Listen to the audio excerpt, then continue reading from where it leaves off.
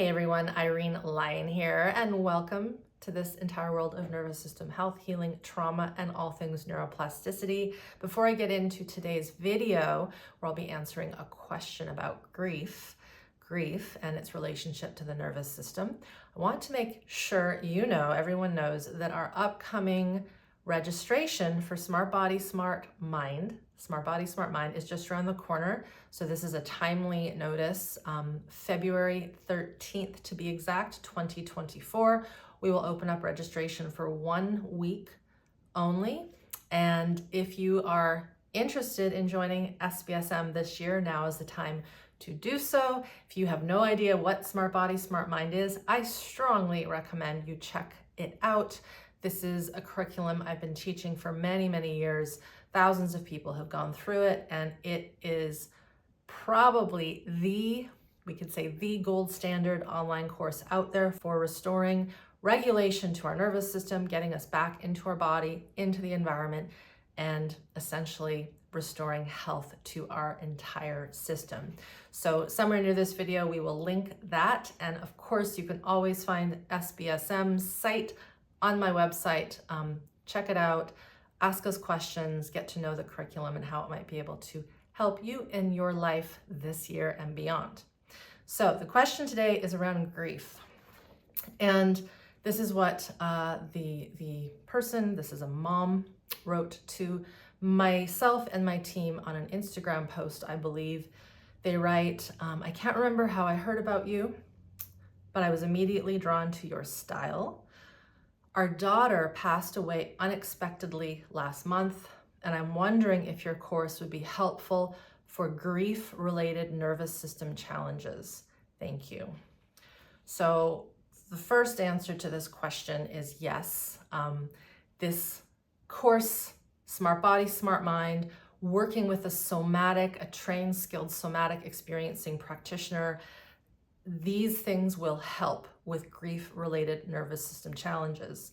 Now, I personally do not have biological children. I know people who obviously do. My husband is one of those people.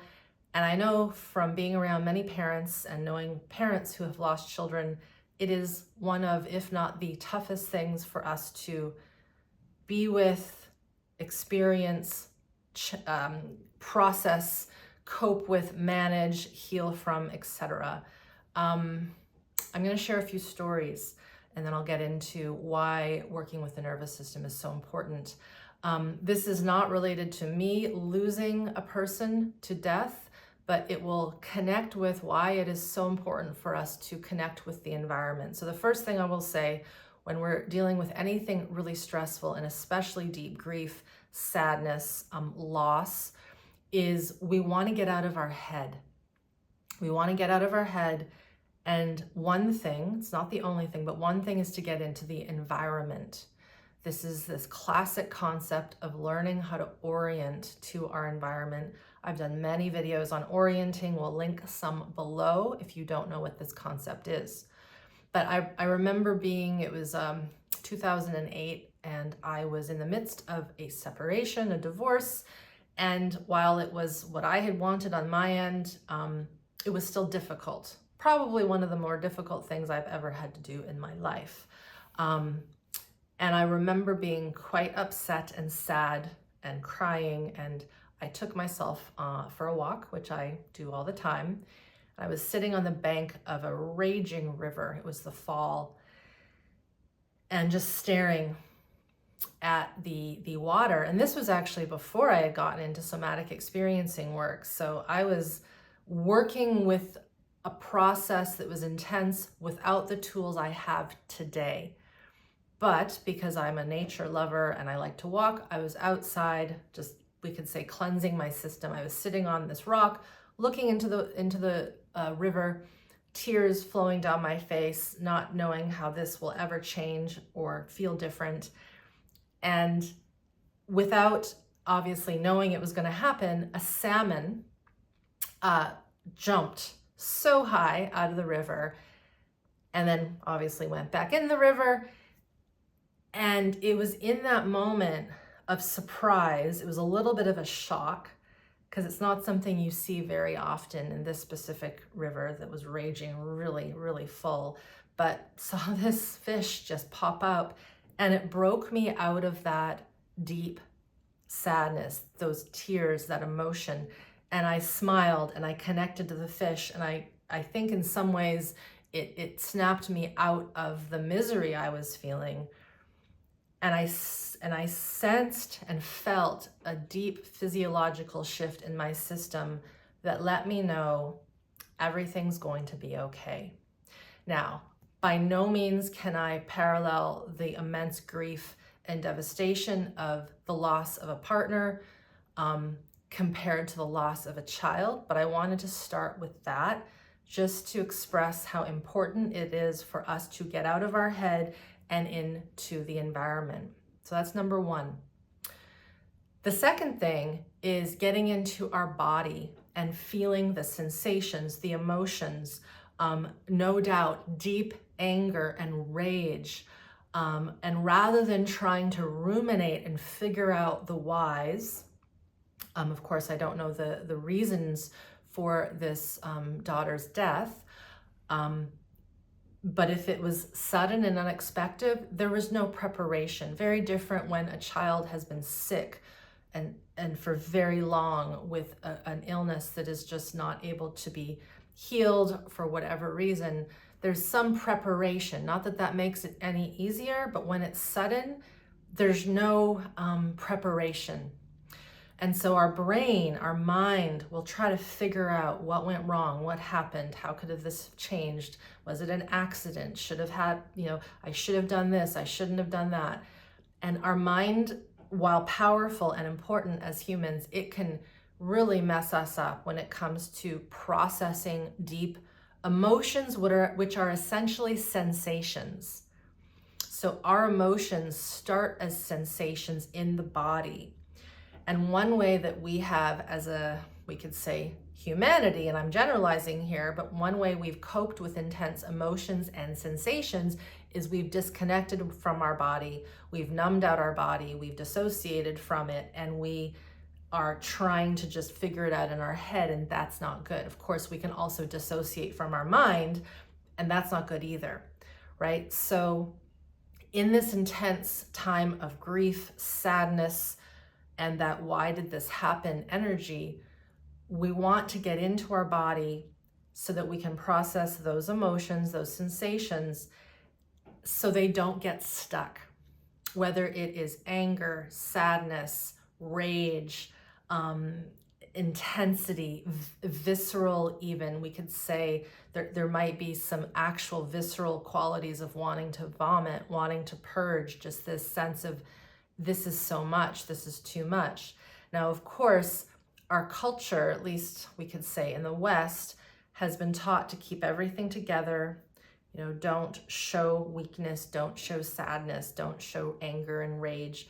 But in this case, this is where we want to make sure that stuff comes out. And we know through, say, the works of Gabor Maté and all the references in his book, When the Body Says No, it's a very important book actually, regarding holding in emotions, holding in things like anger. If we keep them inside, they will make us sick. And I don't just mean emotionally sick, physically sick. So that is an important book of reference if this is new to you. So we want to get into this nervous system work. And the way that I teach it is we are getting into literally the viscera.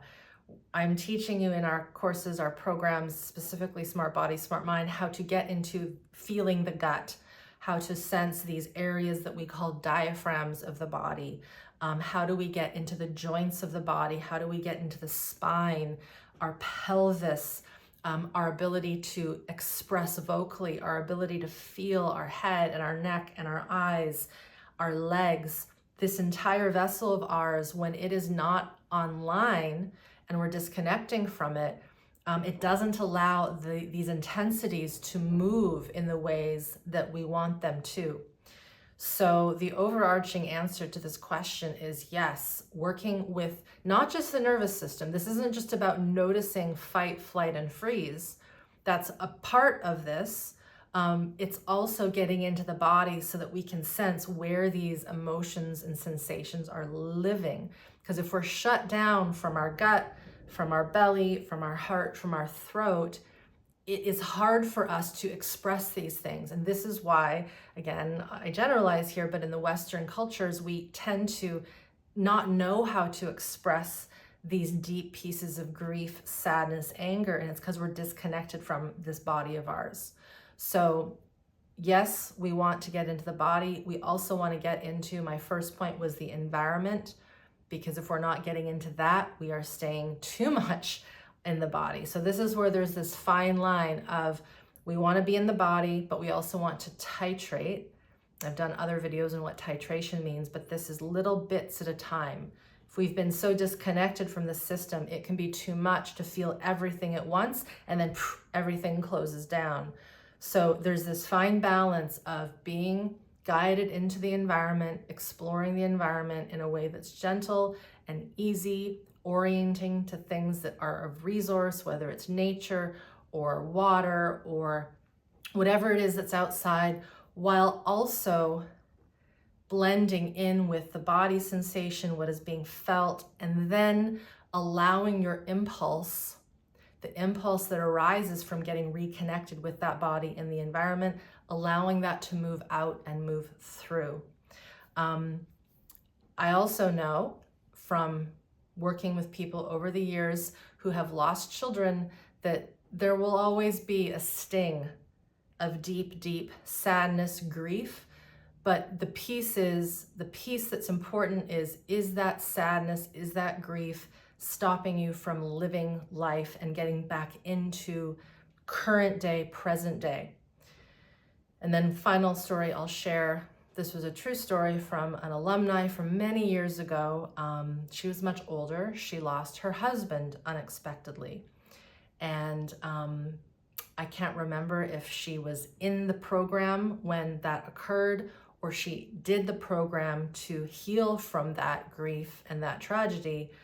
But I remember her saying her epiphany, her breakthrough was when one day she woke up and she went through her life, her routine, in her body, connecting to the present moment, what she was doing that day. And it wasn't until later into the day that she realized that she hadn't thought of her deceased husband once until that moment in the afternoon. So that was a massive win for her, because it showed that she was able to be in the present moment and not dwell and ruminate and be in that grief-stricken mode for a big chunk of the day.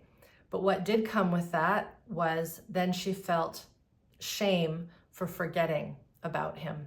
And she knew deep down that was in some ways normal, but she also knew that he wouldn't want her to ruminate on that forever and ever, and that he would want her to live her life and be connected to the present moment. So I also share that as an anecdote from past participants who have said that when they have been able to get into their body, into the environment, and work on processing and getting out these deep, tough emotions and sensations, it frees up the system to have more space, which then allows the process of healing to occur. So I hope this has been useful to those who may have lost someone suddenly, recently. And, we know that people do pass. And this is something that occurs regardless of how much we try to control it. So for those of us who have yet to lose someone, I know we will lose people as we move forward. And if we can just get into our bodies a bit more and get into the environment a bit more and learn how to process the things that come up a bit more, or maybe we could say a lot more, it will make that transition into that reality a little easier and get us back into the present moment, which is where we want to be. Thank you so much for listening to this video, and we will see you next time.